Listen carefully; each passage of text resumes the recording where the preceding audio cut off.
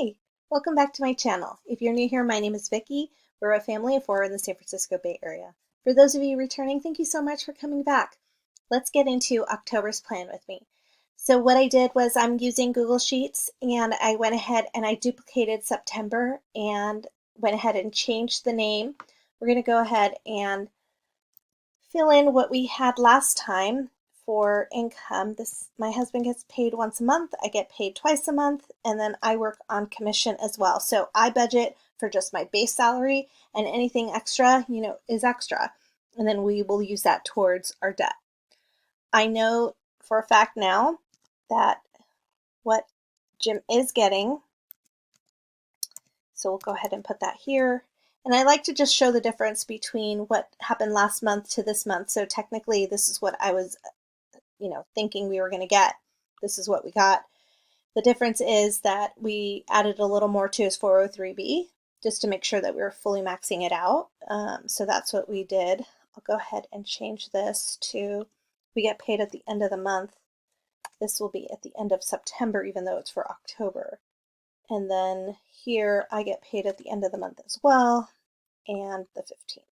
So I'm going to change that. The other thing I do is just to look to see some discrepancies. I like to always budget $500 for PG&E, which is our Pacific Gas and Electric.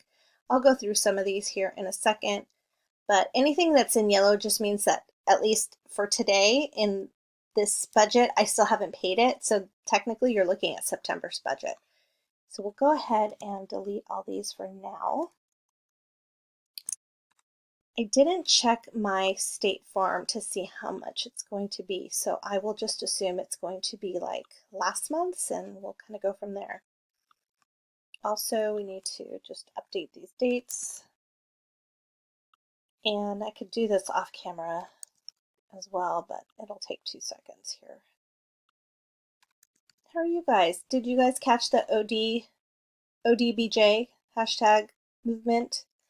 If you haven't, go back and check out the previous videos, and at least in mine, everybody who's participating, their link is in my description box. I've been really enjoying hearing everyone's why, and I look forward to hearing the rest of everybody's journey. So you'll notice here I'm just taking off the yellow, but you're going to see I'm not deleting this because it actually triggers down below, and we'll talk about what that looks like here in a second. I'm going to be deleting everything on the right hand side, just cleaning this up so we could start over and talk through what's changing for October. Everything changes. Everything changes. Okay, 470, yeah, that's fine. All right, let's talk a little bit about, oh, I got to clean up down here too. Sorry, guys. It's okay. I like to not put the numbers in until like I already have them or we're going to pay them on the right hand side. Okay, so all this, notice here, 530, 830. If you scroll all the way up to the top, you'll see, it's not all the way to the top, but right here, 530, 830. So all it does is takes that cell and brings it up here automatically. So I'm going to go ahead and delete all this stuff, and you're going to see that all this section here will disappear. It'll be zeros. So give it a second, and let's do this together. And then the numbers on the right you see here is how I calculate how much I've spent week over week. So when I'm doing my check-ins, I know how much I'm spending. So I kind of do a little bit of both. I really rely on this spreadsheet as well as documenting it in my planner. Maybe it's doing too much, but this is what helps my brain. And I don't know, I find it fun. This budget always is open on my screen.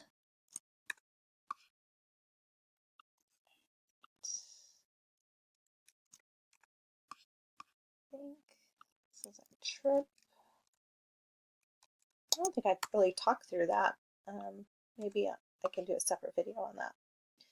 And then what else are we cleaning up here? Oh, the sinking funds we've used. The different colors is just defining the different weeks. And we'll clear off that. Okay, so thanks for watching me do that. Now let's go through the budget. Okay, so we talked through our income, and then mortgage is 0 because we paid off our house.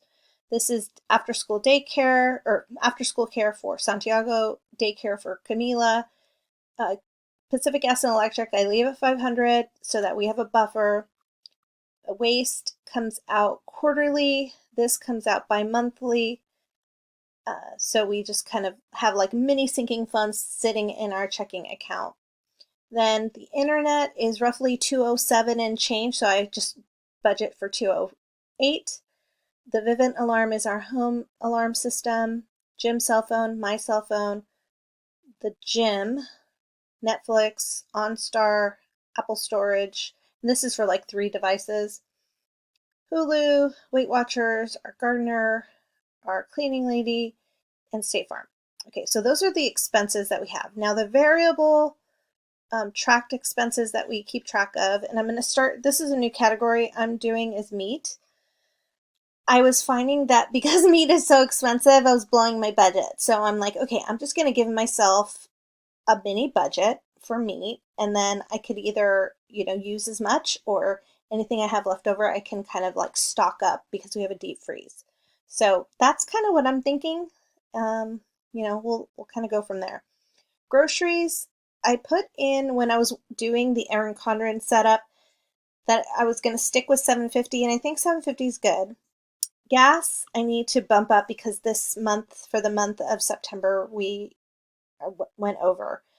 And in the budget planner setup, I think I put 700, but I think I'm going to bump it to 750 just to give me an extra tank of wiggle room. And we were doing 800 and 800 here in the summer. So we'll see, because gas is like rising again. Okay, dining out, we're going to move this to 300. I don't think we'll use 300, but you never know. Unexpected is going to stay the same. And then we have meat. So I am adding that as a separate category. And I don't know if I'll be checking in week over week, but I noticed this last September, because I did track it, I just didn't show you guys. We used 100 and something. We had $60 left over in that category. Okay, so I'll leave this here. And then as the weeks come and I'm tracking things, it'll automatically populate up here. Okay, and then sinking funds, I usually do a separate video to go over sinking funds, but that will be 2,140. And then let's talk about the cash. So sinking funds, I use them electronically, and I'll be doing videos coming up about how I've set up my sinking funds and how I just go about doing that. I was talking to Celisa, and she was saying, I should probably do videos on that. And I'm like, oh yeah, that's a great idea. So stay tuned. Thank you, Miss Celisa. Cash, this is like real cash that we pull out of the ATM so that we have cash on hand. And Santiago started receiving allowance this year. I pulled out money for Camila, and then I realized I never sat down with her. So I think what I'm going to do is not do hers until, because she's only 4 and I don't think she gets it. But I think I'm going to start hers a little later on, maybe when she gets into kindergarten or 1st grade. So right now we're going to delete Camila. Sorry, Camila. We are going to leave Santiago, so we've decided it's $7 because he's 7 years old times 4 weeks gives him $28. And I did it as a formula so that in months that there's 5 weeks, I could just come in here and change the formula. So our HELOC, roughly, given the interest rate, it's a variable interest rate. Right now, it's a little under $500, so I'm just going to leave it as $500. And then anything extra that I can throw to the HELOC, that's what we're doing. So we're just trying to make this a zero-based budget. Okay, the Yukon, we're doing $1,200. Savings challenges, I did not pre-plan this one, so hang on, let me get my savings challenges. Oh, didn't even think about that until right now. Okay, where's my calculator? All right, we're going to be doing 2 envelopes at $10.74. What I did was I have this 100 envelope challenge, and I started from the most expensive, and I'm working my way backwards just because I thought, that might make sense.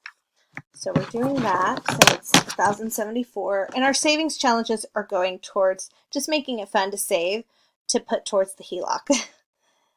Okay, the condo, as you'll see below, we have to pay $100 out of our own pocket. At some point, it'll get cash positive, but not today.